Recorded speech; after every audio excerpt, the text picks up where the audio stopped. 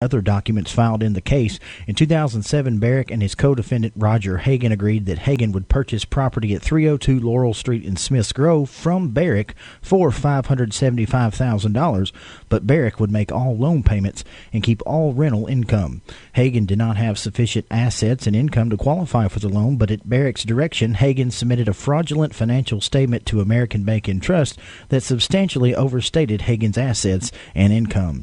Then in 2008, Hagan entered a similar agreement with Barrick to purchase 708 Kelly Road in Bowling Green for $300,000. At Barrick's direction, Hagan again submitted a fraudulent financial statement to PBI Bank. In 2011, Barrick recruited co-defendant Lori Hughes to purchase a wholesale mattress warehouse from Barrick for $179,000 in Louisville, but in reality, a McDonald's restaurant operated at that address and had been there for many years.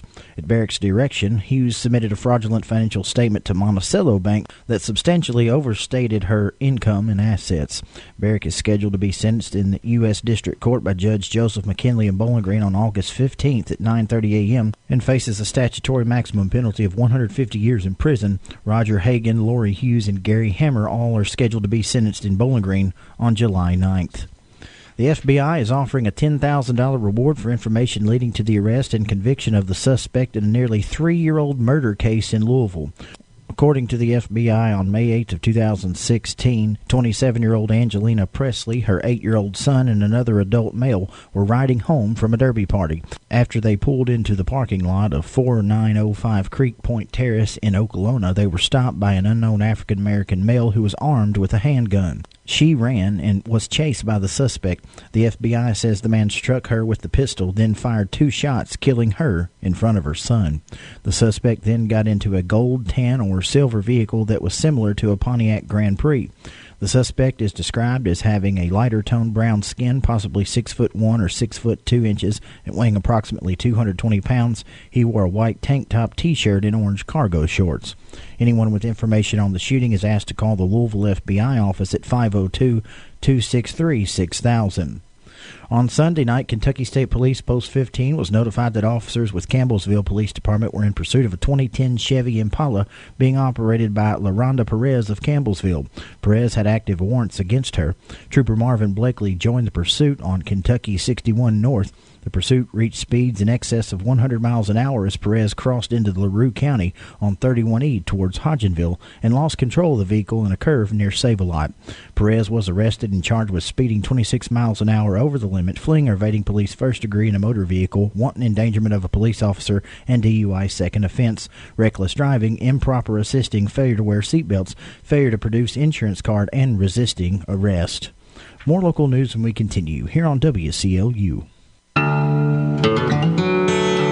I start my day with coffee. Some days, you don't rely on me as much.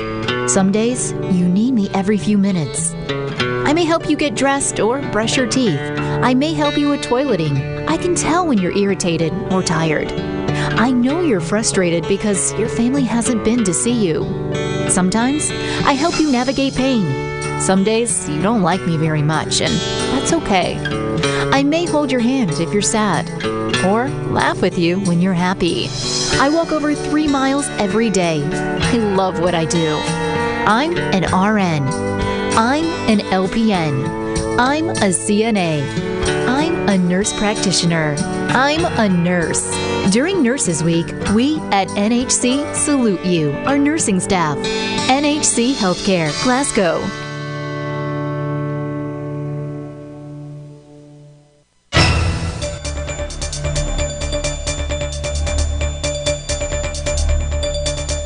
In more local news at this hour, proposals to bring new industry and jobs at Eastern Kentucky in the wake of mining employment losses is the goal of a new federal grant program administered by the state.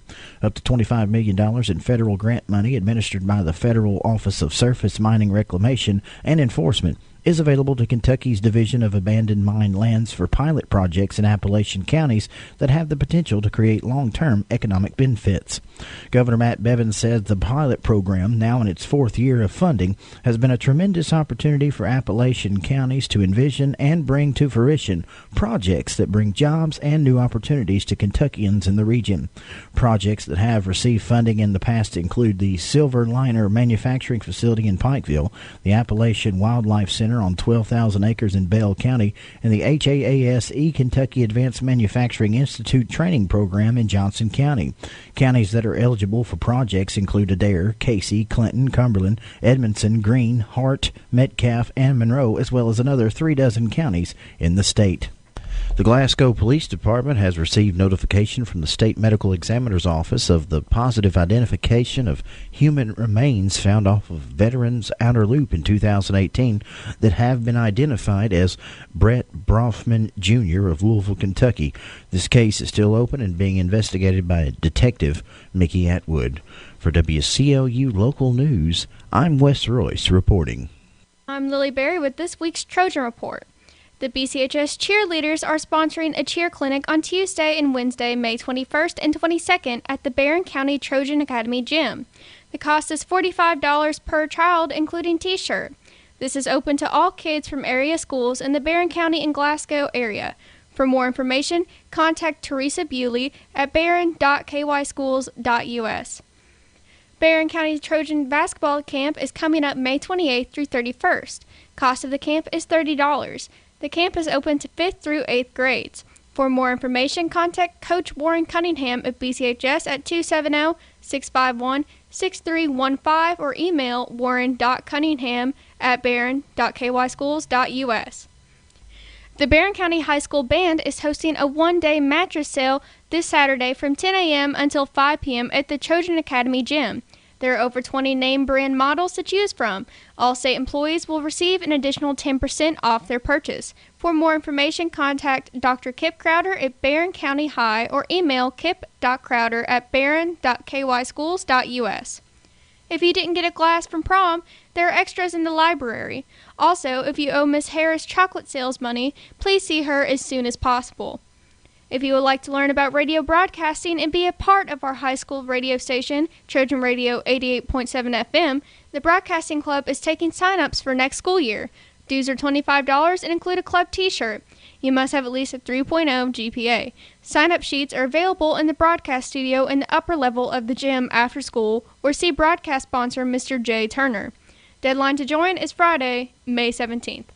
Some important dates to remember for end of the year at BCHS. Final exams, seniors, May 15th and 16th. Freshmen through juniors, May 17th and 20th. Barron County High School graduation is Monday, May 20th at 7:30 p.m. in the BCHS gym. Senior salute at each Barron County Elementary School is Wednesday, May 15th. Last day for students is Monday, May 20th. On the BCHS sports calendar, Wednesday, tennis teams host South Warren. Thursday, baseball team at Edmondson County. Softball team hosts Franklin Simpson. Tennis teams at Monroe County. Friday, baseball team hosts Logan County. Softball team at Adair County. Saturday, baseball team at Wayne County. Tennis teams participate in regionals. Next Monday, baseball team at Metcalfe County. Softball team hosts Hart County. Next Tuesday, baseball team hosts Russellville. Softball team at Greenwood. For a daily rundown on what's happening at BCHS, tune into our studio radio broadcast each morning around 7:30 and each afternoon around 3 p.m. on our high school radio station, Trojan Radio 88.7 FM, and online at barronschools.com. That's this week's Trojan Report from Barron County High, where opportunities create success. We are BC. This is the Kentucky News Network. A federal judge has questioned the attorneys on both sides of the teacher sick-out subpoena case. Kentucky's Attorney General is asking the judge to issue a restraining order to stop Kentucky's labor cabinet from enforcing subpoenas for the names of teachers that took part in sick-outs. During the hearing, the judge focused most of his questions on the harm to students who miss school, something Governor Bevin's general counsel Steve Pitt tells WLKY is important. We cannot have an efficient system of schools in this state if teachers are allowed to engage in work stoppages and call off schools for days upon end. The judge was not sure if he would issue a decision before Friday's subpoena deadline. I'm Haley Hansen. Senate Democratic leader Chuck Schumer is slamming Majority Leader Mitch McConnell for saying case closed on the Russia investigation. On the Senate floor, Schumer said McConnell's remarks were an outstanding bit of whitewashing. Schumer and McConnell going at it on the Senate floor yesterday. Stop endlessly relitigating a 2.5-year-old election result and move forward for the American people. McConnell called it a Groundhog Day spectacle. Nonprofit organizations supported by the city are detailing what budget cuts would mean for them. They spoke during last night's Budget Committee meeting at City Hall in Louisville as it deals with its pension crisis. The current budget proposed for next year would shrink the support the city provides to dozens of nonprofits by nearly 30%. The cuts could change before Metro Council passes a budget next month. I'm Jerry Bloom. This is the Kentucky News Network. You know, for visiting teams, the trip to the home court of the Big Blue usually ends in disaster. But for every disaster that happens off the court or field, call the fire, water, cleanup, and restoration specialists at 1-800-SERVE-PRO. That's where you'll find the team that's faster to any size disaster, thanks to 27 locations across Kentucky. So when fire or water threatens your home or business, call in the Big Green Vans. It's 1-800-SERVE-PRO, that's SERVPRO, or ServePro.com. Go Big Blue! Don't fall for a threatening call that appears to be law enforcement. It's a scam. Better Business Bureau's president and CEO Rihanna Smith Hamblin has more. Scam artists are calling local consumers using scare tactics to convince them that they have been linked to drug trafficking. The scammers threaten to freeze personal assets if personal information is not provided. Never give someone you don't know your personal information. Just hang up the phone. For more tips, go to bbb.org. South Central Kentucky Monuments would like to use this time to reflect on the many men and women who have given the ultimate sacrifice for our country. As Memorial Day approaches, you can continue to honor our veterans by going to the cemetery and decorating and cleaning up the gravesite of our brave soldiers. After all, it was first known as Decoration Day. So from my friends David and Adam Jesse at South Central Kentucky Monuments, thank you to all veterans, both past and present, for the freedoms we enjoy today.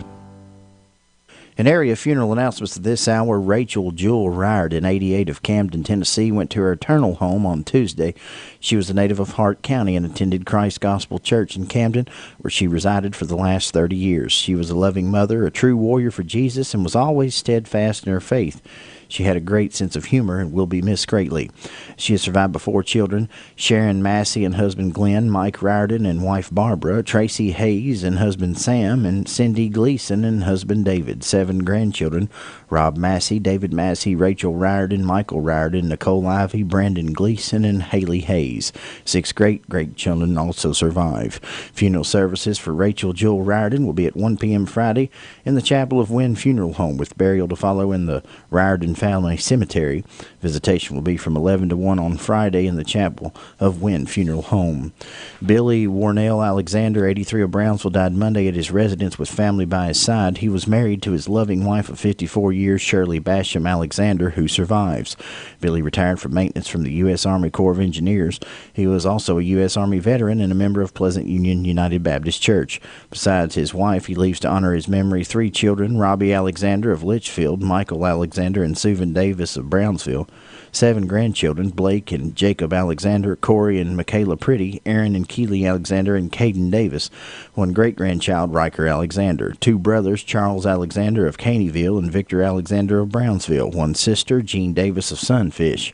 Funeral services for Billy Warnell Alexander will be at 2 p.m. Friday at Patton Funeral Home, Brownsville Chapel, with interment in the Alexander Cemetery.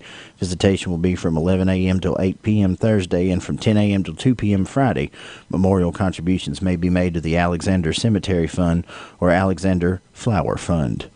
Joanne Gossett McGuire, age 86, of Munfordville, passed away Monday at T.J. Sampson Community Hospital. She was a member of Horse Cave Baptist Church. She was a homemaker, loving wife, mother, grandmother, and great-grandmother who enjoyed camping, quilting, gardening, and canning.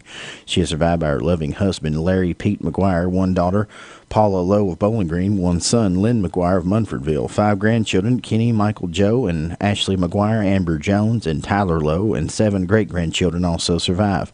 Funeral services for Joanne Gossett McGuire will be at 3 p.m. today at the Wynn Funeral Home, with burial to follow in the Horse Cave Municipal Cemetery.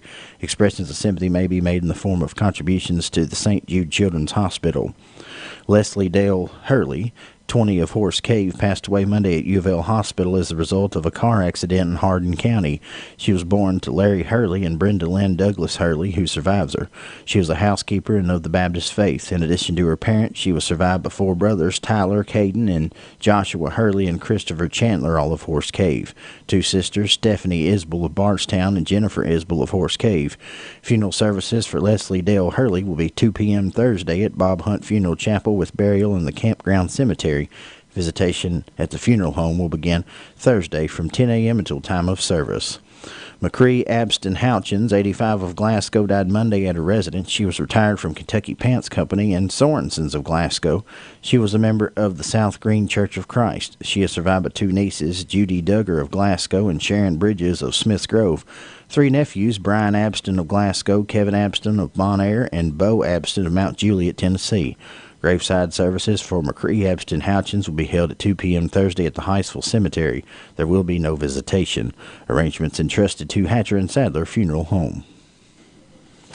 Robert A. Gower, age 39, of Cave City, died Friday in Portland, Oregon. Mr. Gower was a member of the First Presbyterian Church of Madisonville. After graduation from Madisonville North Hopkins High School, he attended the University of Kentucky and Murray State and was employed by Garnier. He was a very talented musician who played several different instruments. Mr. Gower could sing as well as loved to entertain. He is survived by his mother, Virginia Gower of Cave City, one son, Cornelius Simkut of Lithuania, brothers Lucian Gower Jr. of Nancy and Timothy Gower of Center, and Michael Gower of Wisconsin, one sister, Lois Gower of Hawaii, nieces Allie, Addison, and Mackenzie, nephews Tommy, Bradley, and Maddox. A celebration of life service for Robert A. Gower will be at 2 p.m. Saturday at Cave City Methodist Church. Hayes Watson Purcell Funeral Home is in charge of arrangements. Michael Bruce Reinersman, age 60, of Burkesville, passed away Monday at Cumberland County Hospital. He was a long-time construction contractor. He is survived by 2 sons, Zachary Reinersman of Burkesville and Jared Reinersman of Kenosha, Wisconsin, one brother, David Lewis of Illinois, 2 sisters, Jerry Leon and Kathy Chapman, both of Illinois, 4 grandchildren, Jackson, Ethan, Jillian, and Kimberly Reinersman. Cremation has been chosen and a memorial service will be held at a later date. Blue and Stotts Funeral Home is in charge of arrangements. Joanne Smith, age 79, of Hardyville, passed away Monday at the Medical Center at Caverna. She was a native of Hart County and a loving mother and grandmother. She is survived by her husband of 61 years, Billy Smith, 2 children, Timmy and Steve Smith, 4 grandchildren, Megan Faulkner, Christy Tice, Chastity Bagby, and Joey Smith, and 10 great-grandchildren. The family of Joan Smith chose cremation. Wynn Funeral Home assisted the family with arrangements. Funeral services for Billy H. Bull Scott, 78, of Burkesville, will be held at 2 p.m. Thursday at Blue and Stotts Funeral Home, with burial in the Burkesville Cemetery. The family requests visitation today from 11 a.m. until 9 p.m. Funeral services for Patricia Rose Garrett, 83, of Glasgow, will be at 10 a.m. Thursday at St. Helens Catholic Church, with burial in the Woodland United Baptist Church Cemetery. Visitation is tonight from 6 to 8 p.m. and Thursday from 8 to 9:30 at the Hatcher and Sadler Funeral Home. Funeral services for Ruby Nell Anderson, 82, of Glasgow, will be at 11 a.m. Thursday at A.F. Crow & Son Funeral Home, with burial in the Glasgow Municipal Cemetery. Visitation will be today from 4 until 8 p.m. and Thursday morning before the service. Funeral services for Norma Jean Edwards, 81 of Smiths Grove, will be at 2 p.m. today at Hardy & Son Funeral Home, Smiths Grove Chapel, with burial in the Hayes Cemetery. Funeral services for Jackie Smith, 82 of Glasgow, will be at 2 p.m. today at the Hatcher & Sadler Funeral Home, with burial in the Big Meadow Cemetery. A graveside service for Margaret Bowles,